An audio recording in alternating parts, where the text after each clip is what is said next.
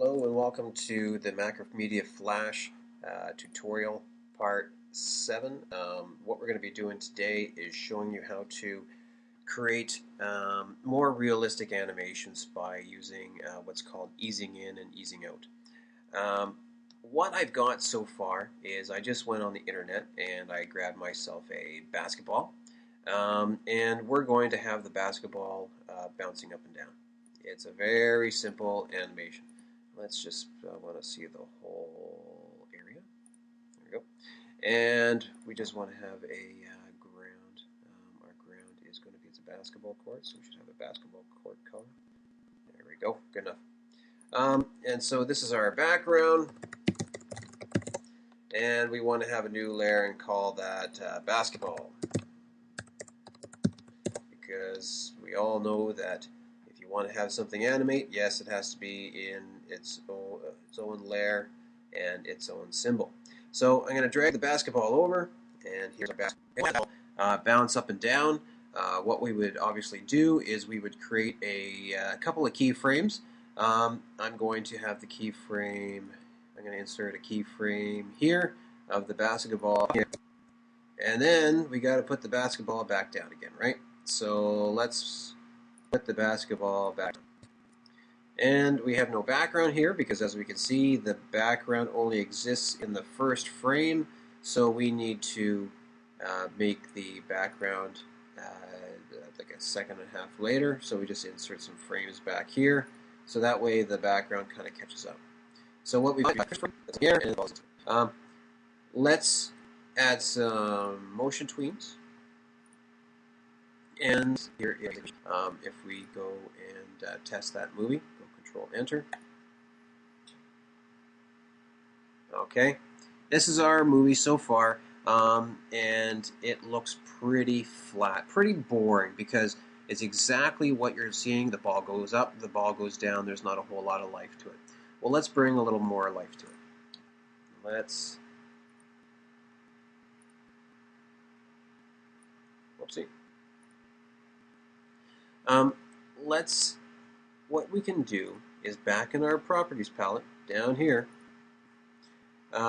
we can add what's called easing in and easing out. What this does is that it essentially slows down the end. If you were to go easing out, what that does is that the animation goes faster at the beginning, but then slows down at the end. Or if I were to scroll down to there and go easing in at 100%, it is the exact opposite of that. It goes fast. It goes slow at the beginning and then fast at the end. So if I were to incorporate that into our basketball, if I were to go easing out at 100%, and then what that's going to do is that the basketball is slow down. If I click on this keyframe and I do the opposite, that ball is going to go slow at the beginning. So how is that going to look? Actually, that guy ought to be moved down a little bit more.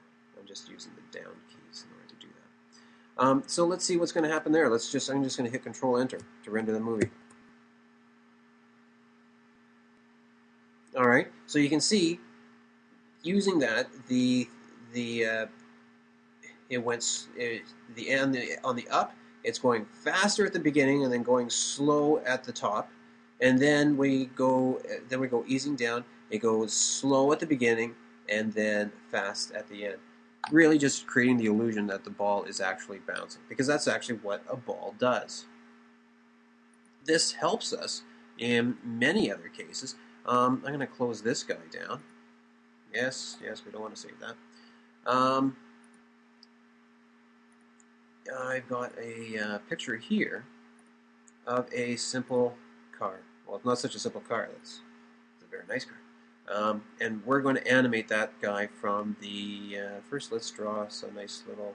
We're going to modify the document. It's going to be a nice sunny day. And we've got a nice track. That's not a dirt track. Let's make it a nice green area. And then we've got our road. Our road is gray. And so we're just going to have a gray road. Oops. There. Good enough. That's our background. And then I'm going to add my car.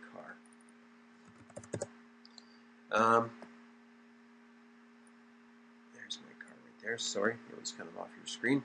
I'm going to drag that car over. He's kind of big right now, so I'm going to make it smaller. So maybe that's small. Too small. Okay. And then it's going to take him a few seconds to get to the other side of the screen. It's going to have him go to the top, and then we're going to have more background.